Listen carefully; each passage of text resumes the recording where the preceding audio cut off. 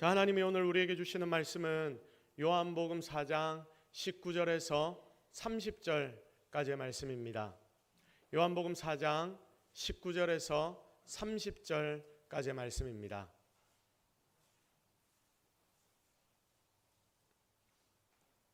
자, 한 절씩 한 절씩 오늘은 교도가는 시간을 가지도록 하겠습니다. 여자가 이르되 주여 내가 보니 선지자로소이다.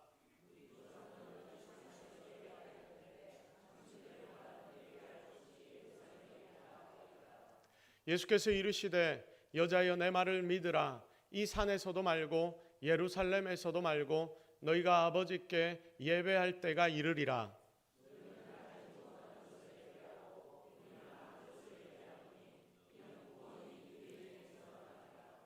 아버지께 참되게 예배하는 자들은 영과 진리로 예배할 때가 오나니 곧 이때라. 아버지께서는 자기에게 이렇게 예배하는 자들을 찾으시느니라.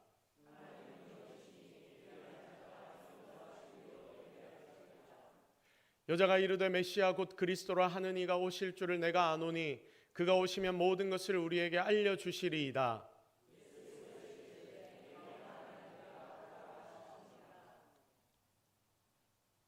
이때 제자들이 돌아와서 예수께서 여자와 말씀하시는 것을 이상히 여겼으나 무엇을 구하시나이까 어찌하여 그와 말씀하시나이까 묻는 자가 없더라.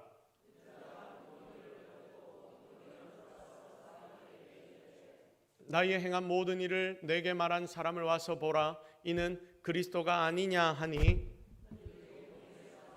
예수께로 오더라. 아멘. 할렐루야. 하나님이 오늘 우리와 함께 하십니다. 아멘입니까? 자, 예배드리는 여러분들, 우리 성도들의 중심에 성령의 충만함이 가득하기를 예수 그리스도의 이름으로 축복합니다. 자, 오늘은 예배에 대해서 좀 집중해서 살펴보려고 합니다. 특히 사마리아 여인과 이 주님과의 대화를 볼 건데, 여러분 이 본문에서 제일 중요한 포인트가 뭐냐면 바로 예배입니다. 이번 한 해가 이제 슬 마무리가 되어가고 있는 이 와중에 12월의 첫째 주에 이번 한 달만 끝나면 이제 2025년은 끝나지 않습니까?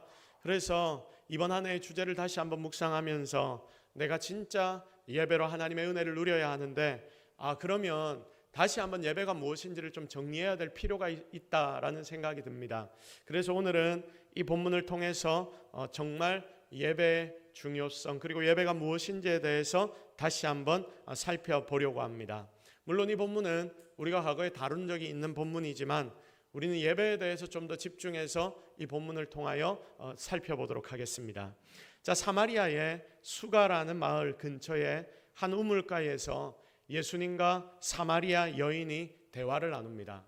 지금 이 팔레스틴 지역에 이 사마리아 수가가 있는데, 여러분 이 지역에 지금 이 우물이 아마 그 당시에 예수님과 사마리아 여인이 대화를 나누었던 우물이다. 그래서 이 사진을 여러분이 보시면 됩니다. 이 교회가 지금 세워져 있거든요. 그리고 이게 그 당시에 우물입니다. 좀 전에 봤던 사진의 가운데 있는 우물의 구멍이 이렇게 생겼습니다. 지금도 우물에 물을 기를 수 있다라고 합니다. 자, 이 마을 근처의 한 우물가에서 예수님과 사마리아 여인이 대화를 나눕니다.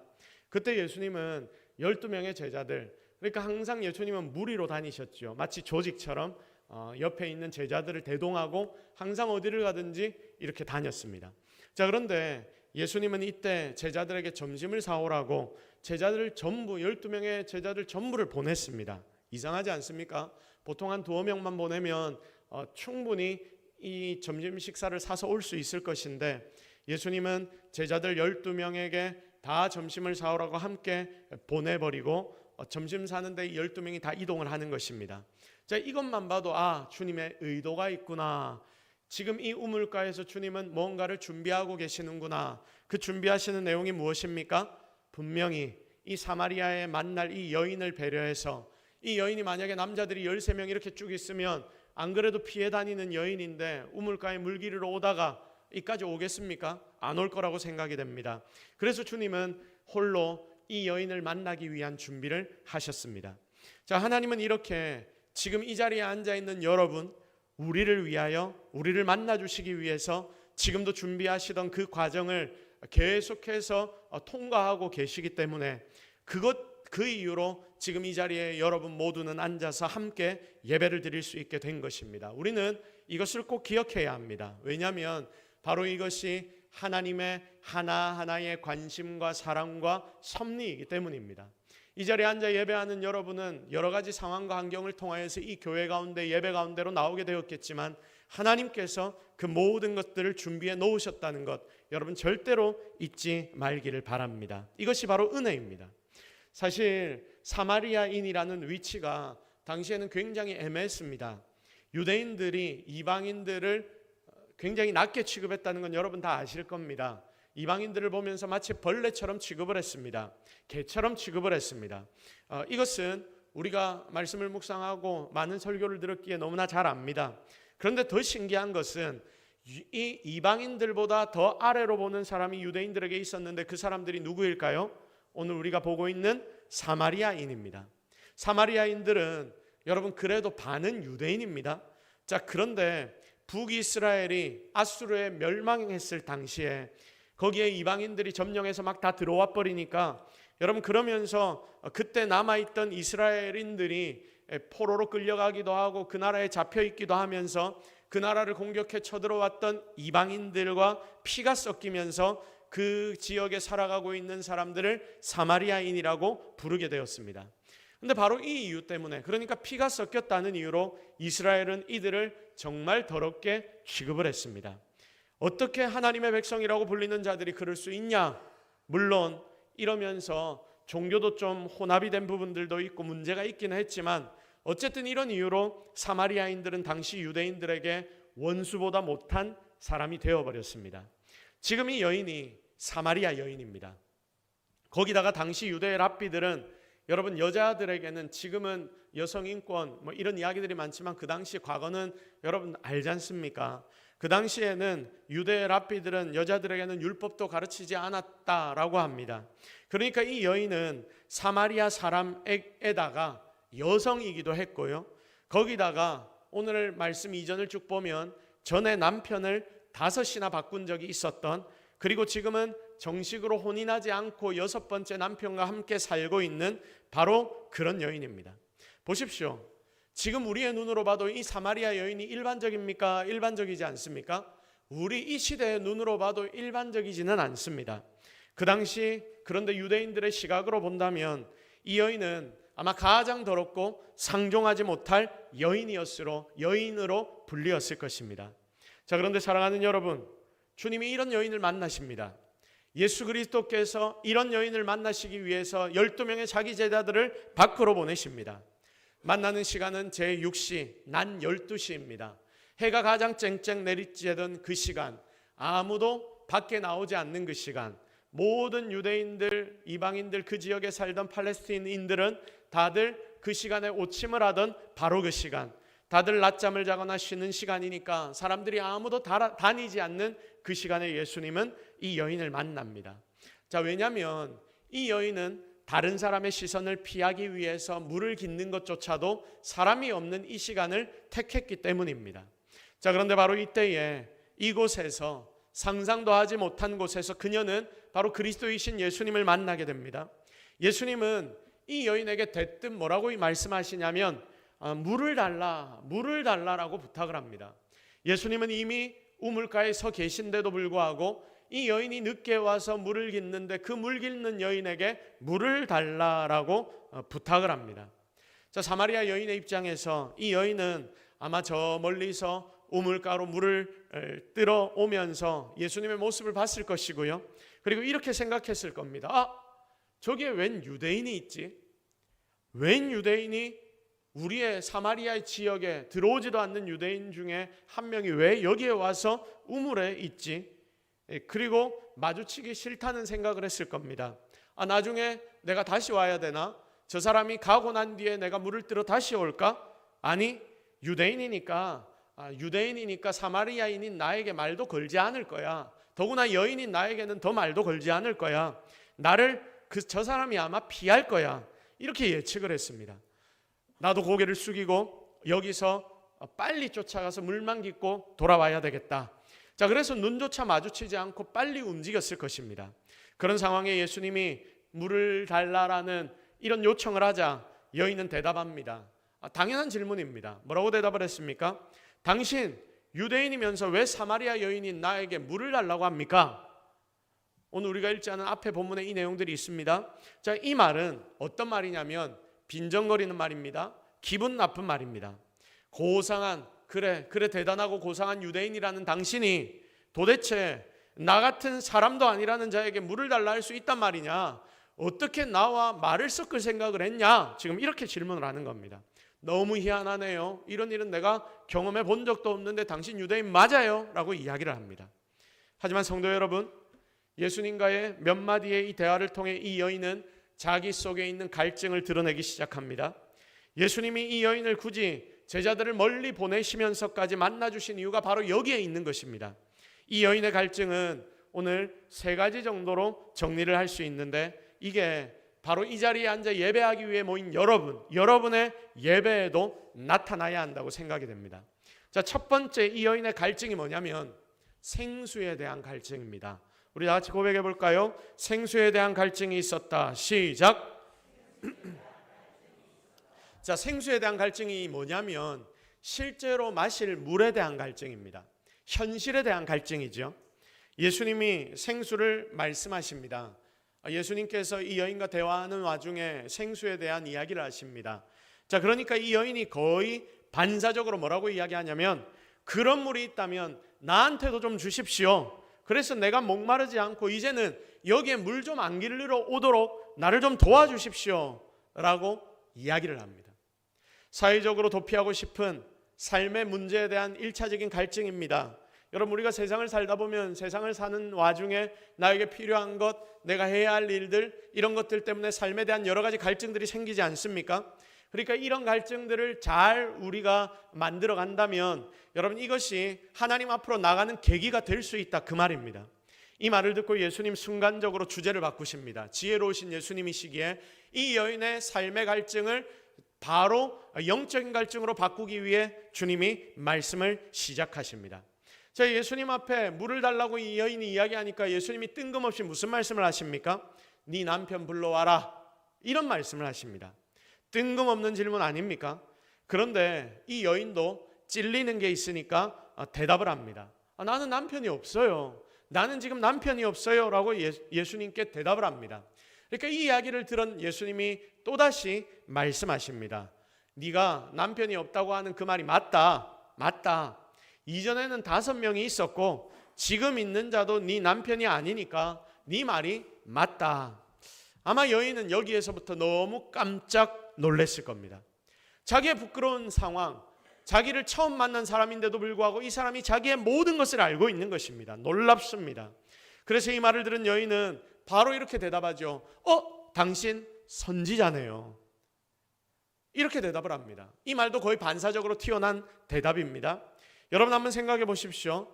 만약 여러분이 이 여인의 상황이었다면, 이런 이야기를 상대가 한다면, 내 아픈 마음, 내 아픈 과거를 끄집어내면서 나의 마음을 막 찌르는 이야기를 한다면 여러분 뭐라고 답하겠습니까? 보통 사람 같으면 이렇게 대답 안 하겠습니까? 상처로 가득한 사람이라면, 아니, 내가 남편이 몇 명이든, 내가 과거에 5명이 있었든 10명이 있었든 당신이 내 인생에 무슨 상관입니까? 당신 나 뒷조사했습니까? 당신 누구예요? 이렇게 대답하는 게 당연한 거 아닙니까? 인지상정 아닙니까? 보통 사람 같으면 이렇게 대답했을 거예요. 여러분에게도 아마 누군가가 여러분의 아픈 과거를 꼬집으면서 이야기하면 이런 대답을 하지 않겠습니까? 그런데 이 여인은 오히려 예수님을 선지자로 생각하면서 이런 반응이 튀어나오는 것입니다. 여기서 우리는 여인의 두 번째 갈망을 발견할 수 있는데, 이게 바로 영적인 갈망입니다. 자, 다 같이 고백합시다. 영적인 갈망이 있어야 합니다. 시작. 굉장히 중요합니다. 우리 육신의 갈망이 이제 영적인 갈망으로 이어져야 합니다. 그냥 목마른 사슴의 갈망이겠죠. 지금 이 여인이 이 영적인 갈망을 가지고 있고 이게 굉장히 크다는 것을 우리는 여기서 발견합니다. 왜냐하면 그의 마음에 생각하는 것이 그의 입술로 튀어나오는 게 되는 거거든요. 아마 그의 여인의 마음 가운데 상처만 가득했다면 이런 분노가 그 앞에서 터져 나왔을 겁니다. 근데 이제 이 상처가 자기의 마음에 갈무리가 되고 또 갈무리가 되면서 나는 왜 이거밖에 안 될까? 나는 그럼 앞으로 어떻게 살아야 하는가? 이 망한 것 같은 인생이 달라질 방법은 없을까? 하나님이 계시다고 했는데 그 하나님 앞에 예배하는 것은 무엇인가? 하나님을 만날 수 있는 방법은 무언가? 여러분, 이런 고민들이 이 여인 가운데 있었던 것입니다. 그래서 이 여인에게는 이 영적인 갈망이 굉장히 컸습니다. 그게 다음으로 연결이 되죠. 세 번째 갈망으로 연결됩니다. 이제 여인이 질문합니다. 20절 말씀을 우리 같이 읽겠습니다. 시작. 이 산에서 예배하였는데 당신들의 말은 예배할 곳이 예루살렘에 있다 하더이다. 아멘. 자, 이 예수님과 이런 대화들을 쭉 나누다가 갑자기 이 여인이 이 질문을 또 뜬금없이 합니다. 예배에 대한 질문이 던져지는 것입니다. 바로 예배에 대한 갈망으로 연결이 되는 것입니다. 이 예배에 대한 갈망이 그녀의 속에 숨겨져 있었습니다. 띄워주세요. 이분이 선지자라는 것을 딱 깨닫고 자기 속에 영적인 것들에 대한 사모함이 있는데 그 중에 제일 중요하고 궁금하고 고민되었던 것, 여러분, 이 부분이 그의 마음에서 탁 튀어나오게 되었던 것입니다. 가장 중요한 거죠. 자, 보십시오. 이 여인은 사마리아 여인입니다. 그리고 율법도 배우지 못한 여인입니다. 거기다가 사마리아 사람들 중에서도 돌림받을 만한 무서운 현실을 가지고 있는 여인인데, 그런데 놀라운 것은 이 여인의 입술에서 무슨 질문이 나왔느냐? 예배에 대한 질문이 나왔다. 예수님께 바로 그것을 질문합니다. 인생의 고민 가운데 가장 중요한 질문을 이 여인은 깨달았던 것입니다. 교회에 나와서 예수 믿으라 하면 콧방귀도 안 낄 것 같은 사람들 주변에 있지 않습니까? 겉보기에는 타락한 것 같고 강한 것 같은 여인. 아이고, 저 사람은 바늘로 찔러도 피 한 방울 안 나올 것 같아. 저 사람 예수 믿자 하면, 교회 가자 하면 오히려 나를 욕할 것 같아. 여러분, 이런 사람 있지 않습니까? 그런데 이런 사람이 오히려 복음 들을 때 완전히 뒤집어지는 것을 우리가 많이 발견합니다.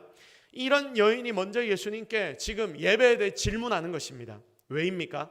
이 여인이 항상 이 부분에 대해서 고민했기 때문이죠. 이게 그녀에게 가장 중요한 갈증이었습니다.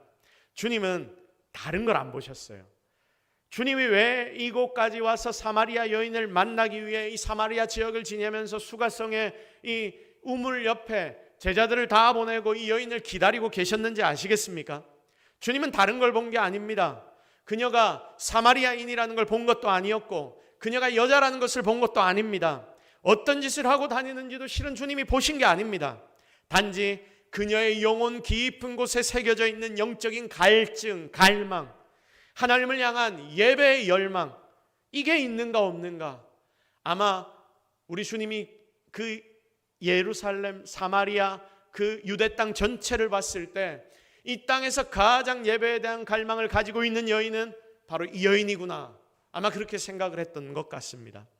주님이 바라보셨던 것은 이 영적인 갈증, 하나님을 향한 예배에 대한 열망, 갈망, 이게 있는지 없는지를 보셨습니다. 그래서 주님은 정확하게 가르치십니다. 너는 예배를 장소의 문제로 생각하는데, 아까 20절에 바로 예수님께 질문하죠. 우리는 예배 여기서 드려야 하는데 당신들은 저서 드려야 한다는데 뭐가 맞는 겁니까? 이게 난 도저히 궁금해서 어떻게 예배 드려야 될지 모르겠습니다 라고 질문하니까 이 여인은 결국 예배의 문제를 장소의 문제로 착각을 했거든요. 그러니까 답이 없는 것입니다. 진짜 예배의 문제는 이제 예수님께서 말씀해 주십니다. 예배하는 사람, 예배자의 문제다. 우리 다 같이 한번 고백해 볼까요? 예배의 진짜 문제는 예배자의 문제다. 시작.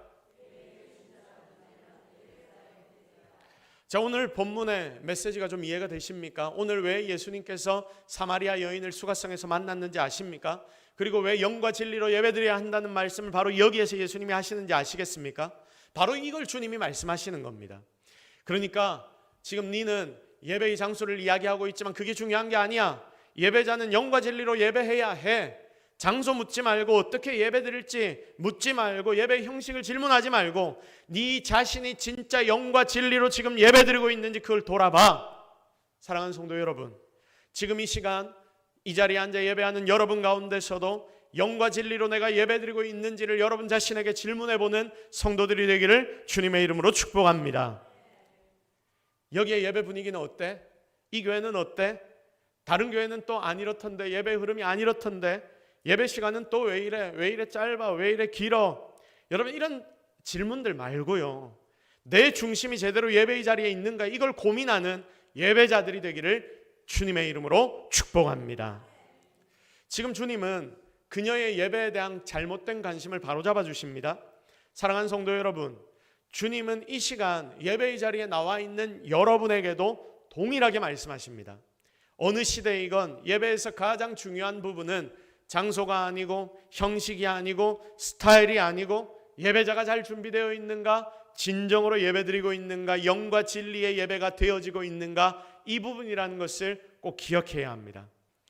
여러분, 오늘 우리는 예수님 앞에 반응하는 사마리아 여인의 모습과 예수님의 음성을 통해 굉장히 중요한 부분을 깨닫고 발견합니다. 그게 뭐냐면 첫 번째, 두 가지로 나눌 것인데, 첫 번째는 진짜 예배자는 자기의 중심이 열려 있어야 한다. 바로 이겁니다.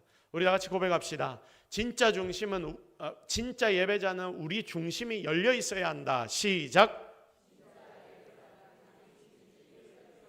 무슨 말인지 아시겠습니까? 여러분이 적어도 예배 드린다라고 이 자리에 나오면 여러분의 마음의 중심은 어떻게 되어 있어야 한다고요? 열려 있어야 한다.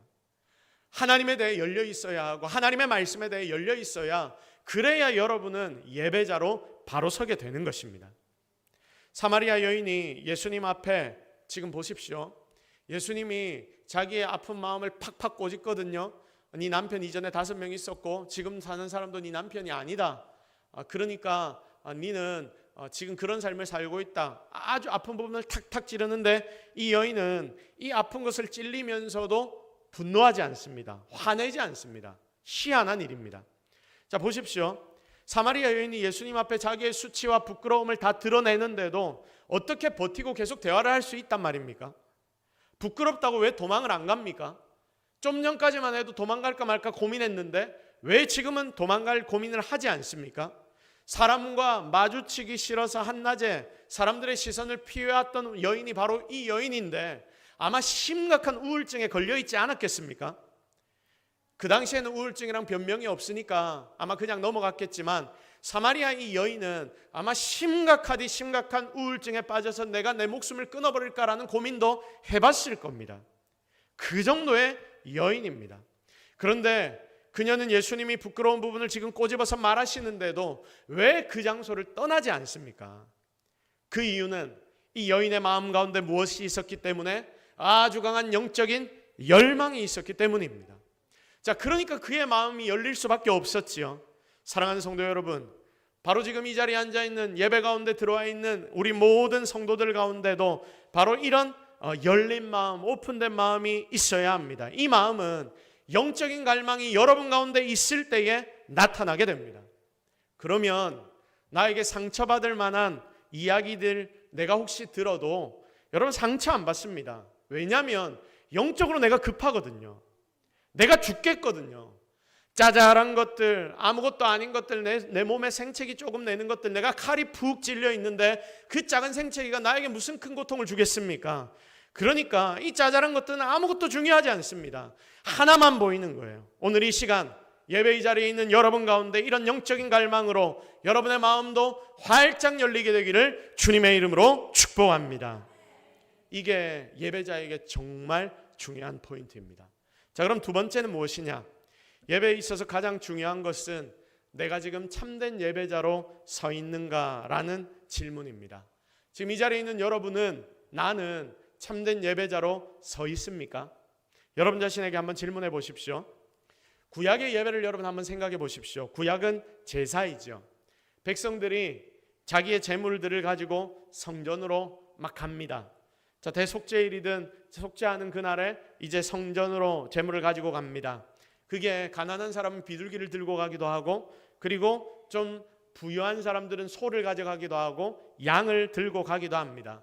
어떤 이는 곡식의 가루를 들고 가기도 합니다. 이걸 가지고 가서 제사장의 도움을 받아 제사를 드리게 됩니다. 자, 그들은 스스로 동물의 각을 뜹니다. 그리고 그 예물을 불에 태워서 번제로 하나님께 올려드립니다. 번제로 하나님 앞에 날려 태워 연기를 올려드립니다. 자, 그러면 제사장은 예배자, 이렇게 제사 드리는 제사자, 예배자라고 표현을 합시다. 이 예배자에게 이 동물이 자기 죄를 대신하여 죽게 되었음을, 그리고 그로 인해 당신이 죄 용서받았음을 선포합니다. 이 동물을 각을 뜨기 전에 자기의 모든 죄를 이 동물의 머리 위에 손을 얹고 하나님 앞에 고백합니다. 그리고 전가시킵니다. 결국 그래서 이 동물이 죽고 난 뒤 자신들의 죄는 용서받았다는 것을 제사장이 선언합니다. 자, 그러면 이 예배자는 죄 용서의 확신과 그리고 기쁨을 가지고 돌아가는 것입니다. 자, 초대교회에서 굉장히 중요한 예배의 요소 중에 하나가 있었는데 그게 뭐냐면 간증이었습니다. 간증. 자, 한 주간 성령에 붙들려 생활하면서 주님과 함께 살아갔던 그 은혜를 예배를 통해서 나누고 그리고 고백하고 기도하며 하나님 앞으로 매일매일 나갑니다. 자, 그래서 주일 성도들이 다 같이 모여 공동체로 예배를 드릴 때에 어떤 일이 일어나냐면, 그래서 이들 속에서 일주일 동안 성령으로 살아서 승리했던 그런 삶의 모습들이 여기저기에서 많이 나타나는 것입니다. 이게 바로 간증이 되는 것이죠. 그래서 그들이 한 명 한 명 돌아가며 간증할 때에 그들의 죄도 그 속에서 드러나게 되었고, 그리고 약함까지도 드러나게 되었으며, 그것을 통해 받은 은혜들도 자연스럽게 드러나게 되었습니다. 이런 모습을 통해서 세상에서 삶과 교회의 예배가 하나로 연결되기 시작했습니다. 그래서 그들의 삶을 표현해 본다면 예배를 통하여 살아내는 승리의 삶이 되었던 것입니다. 사랑하는 성도 여러분, 제가 방금 전에 구약의 예배 그리고 신약의 초대교회의 예배에 대해서 짧게 설명을 했죠. 이 둘 모습의 공통적인 특징이 뭐라고 생각이 되십니까? 보십시오. 예배자가 진짜 예배의 자리로 들어가고 있다. 그들이 예배의 주인공으로 들어가고 있다. 아니, 사실 말해서 예배의 주인공은 하나님이시니까, 예배의 주인공은 하나님이시지만 그들은 조연으로 이 예배 가운데 직접 참여하는 것입니다. 예배를 인도하고 안내하는 제사장과 초대교회 지도자들은 사실은 돕는 일 아닙니까? 예배자가 제물을 통해서 그리고 간증을 통해서 적극적으로 자신의 삶을 하나님 앞에 올려드리며 예배 속으로 들어갑니다. 여기서 여러분, 우리는 굉장히 많은 부분을 깨달아야 합니다. 오늘날의 예배를 보십시오. 과거 어느 때보다 예배들은 풍성합니다. 과거의 어느 때보다 예배들이 조직 있고 짜임새 있게 잘 만들어져 있습니다.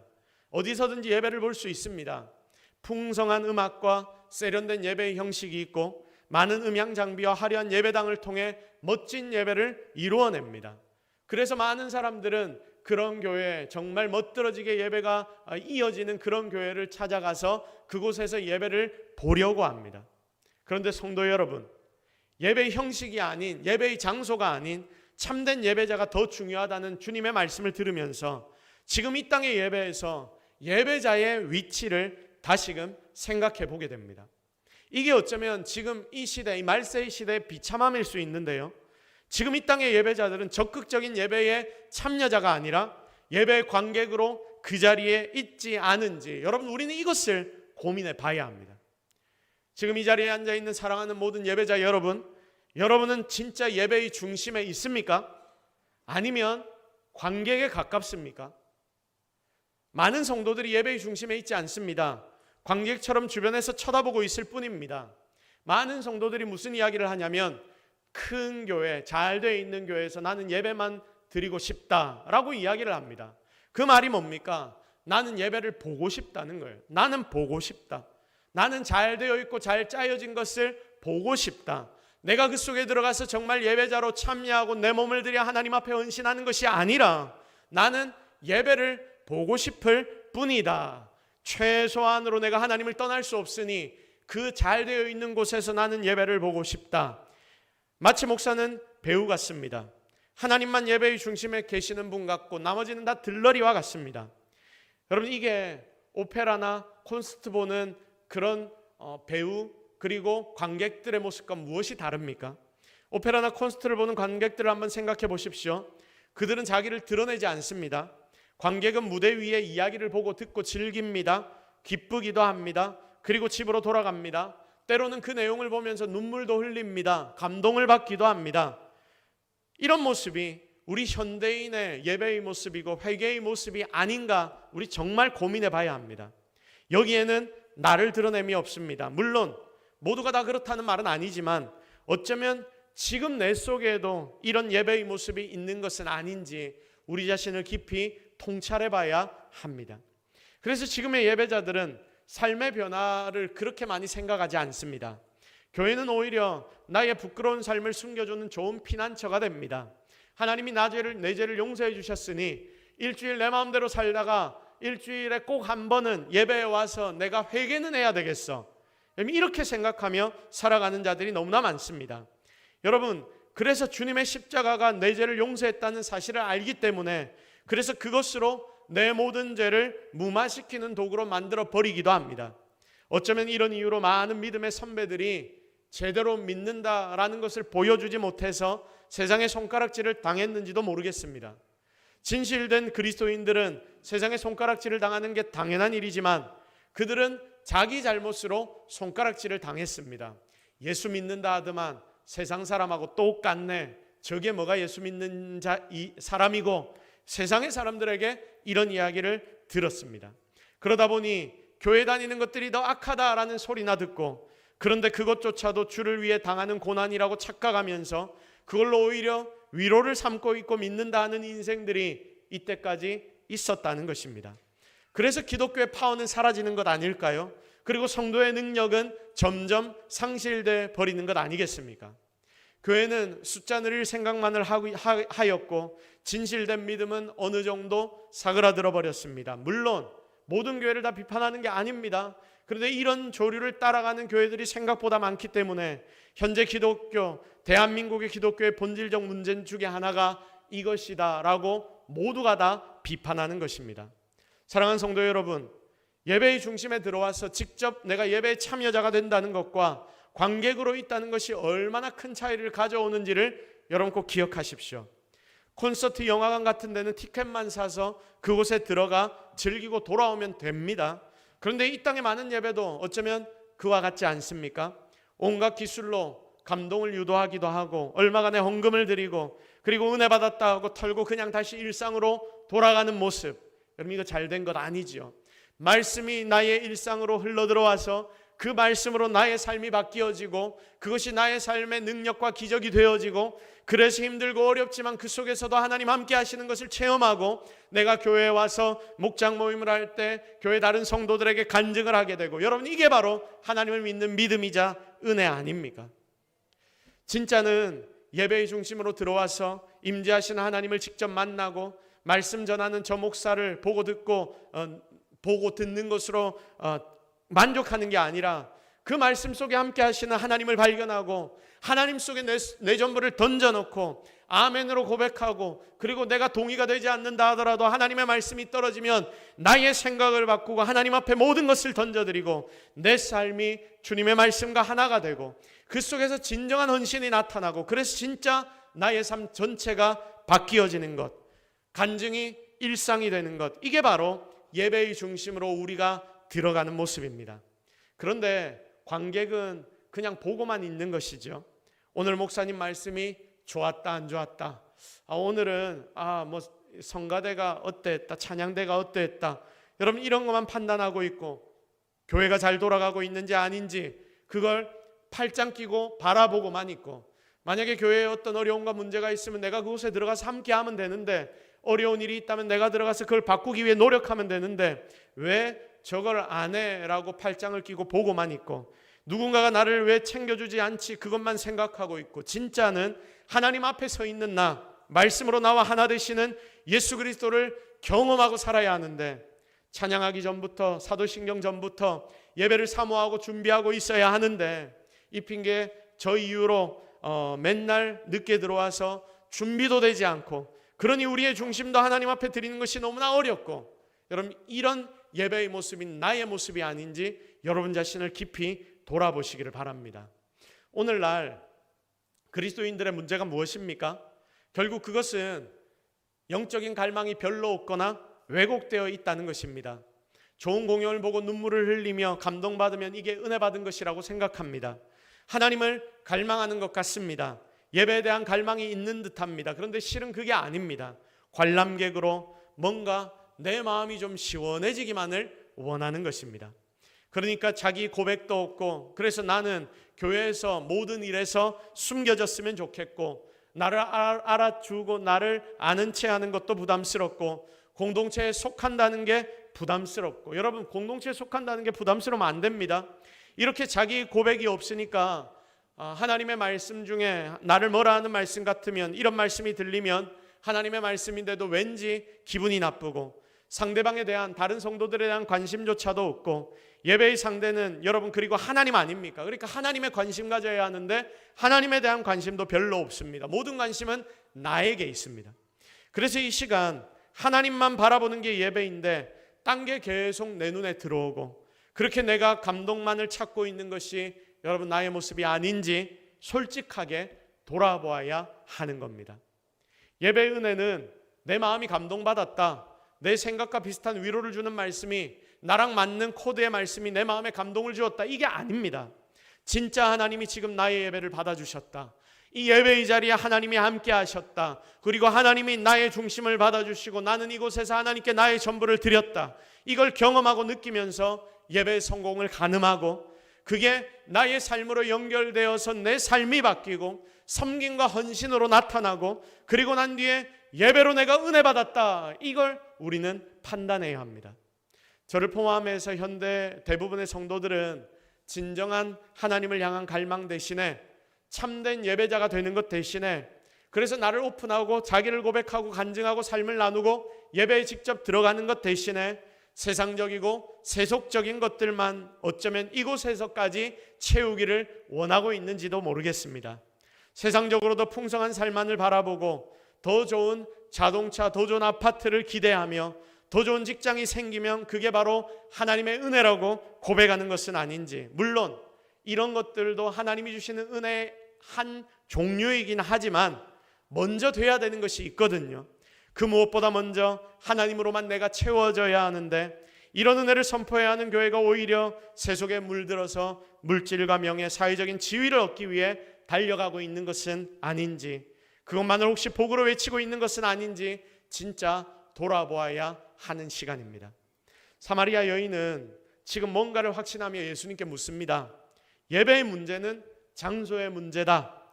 어디서 예배드려야 하냐, 이걸 기본적으로 확신하면서 선지자라고 느껴지는 예수님을 향해서, 그럼 어디서 내가 예배드려야 합니까?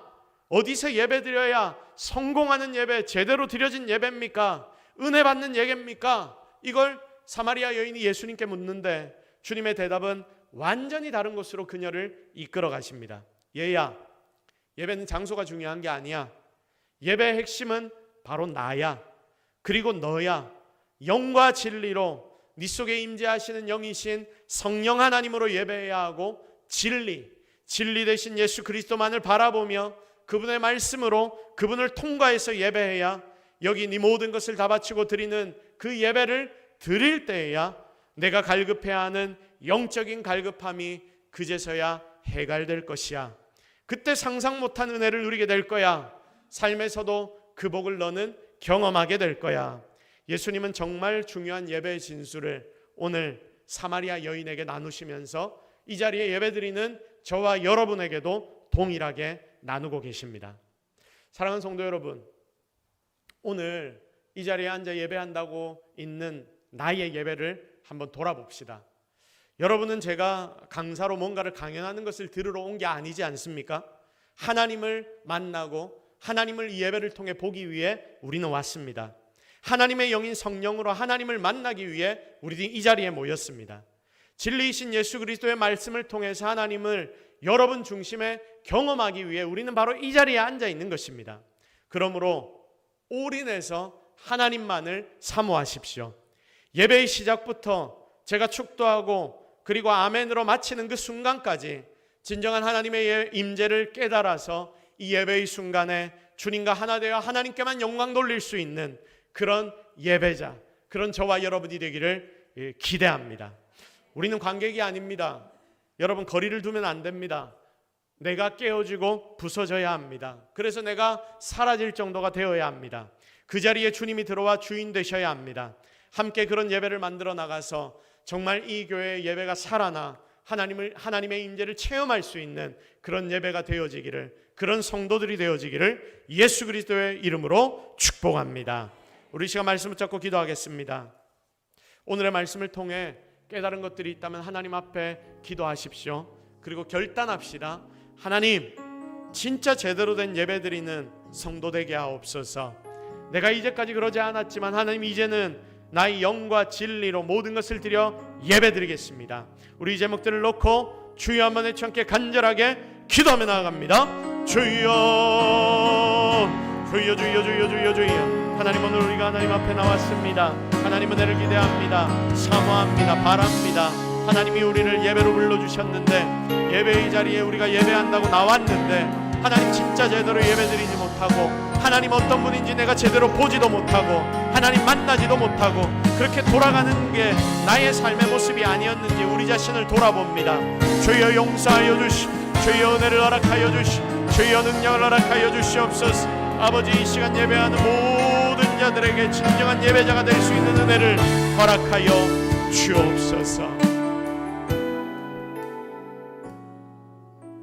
하나님, 솔직한 마음을 가지고 우리가 주님 앞에 나왔습니다. 주님 앞에 예배드립니다.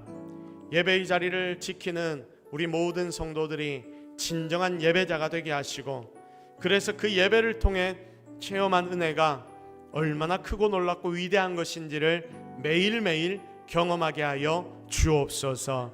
하나님이 오늘도 우리와 함께 하실 줄로 믿사옵고 예수 그리스도의 이름으로 기도드립니다. 아멘.